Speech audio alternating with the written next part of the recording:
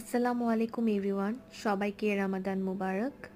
পবিত্র মাহে রামাদান উপলক্ষে আজকে আমি আপনাদের সাথে শেয়ার করব স্ট্রবেরি মিল্কশেক। এই মিল্কশেকটি আপনারা ইফতারের জন্য একবার হলেও তৈরি করে দেখতে পারেন। এটি খুবই রিফ্রেশিং। প্রথমে আমি স্ট্রবেরিগুলোকে খুব ভালোভাবে ওয়াশ করে নিয়েছি। এরপর স্ট্রবেরিগুলোকে আমি স্লাইস করে নিচ্ছিলাম। স্ট্রবেরি স্লাইস করা হয়ে গেলে আলাদা একটি বাটিতে আমি সাইড করে রাখবো। এরপর আমি ব্লেন্ডারের জারে লিকুইড মিল্ক নিয়ে নিচ্ছি। এটি হচ্ছে সম্পূর্ণ ঠান্ডা লিকুইড মিল্ক। আপনারা চাইলে এখানে আইস কিউবও ইউজ করতে পারেন। এরপর আমি পরিমাণ মতো চিনি ইউজ করব। আপনারা আপনাদের পরিমাণ মতো চিনি দিয়ে নেবেন। চিনি দেওয়া হয়ে গেলে আমি একটু ব্লেন্ড করে নিয়েছিলাম। এরপর আমি দিয়ে নিচ্ছি স্ট্রবেরিগুলো। আপনারা পরিমাণ মতো স্ট্রবেরি দিয়ে নেবেন। আমি অল্প কিছু স্ট্রবেরি টপিংসের জন্য রেখে দিয়েছি। এরপর আমি ভালো করে ব্লেন্ড করে নিচ্ছিলাম। ব্লেন্ড করা হয়ে গেলে আমি এখন এখানে দিয়ে নিব আইসক্রিম। আপনারা যে কোনো ফ্লেভারের আইসক্রিম এখানে ইউজ করতে পারেন। আমি স্ট্রবেরি এবং ভ্যানিলা ফ্লেভারের আইসক্রিম দিচ্ছিলাম। আইসক্রিমের কারণে এই মিল্কশেকের টেস্টটা দ্বিগুণ বেড়ে যাবে। আইসক্রিম দেওয়া হয়ে গেলে আমি ব্লেন্ডারটা আবার অন করে দিব।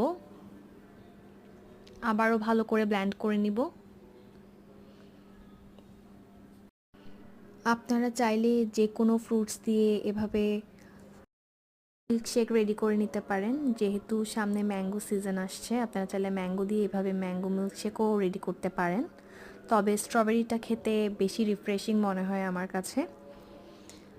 ভালো করে ব্লেন্ড করা হয়ে গেলে এরপর আমি এখানে চেক করে নিব ঠিকভাবে সব ব্লেন্ড হয়েছে কিনা।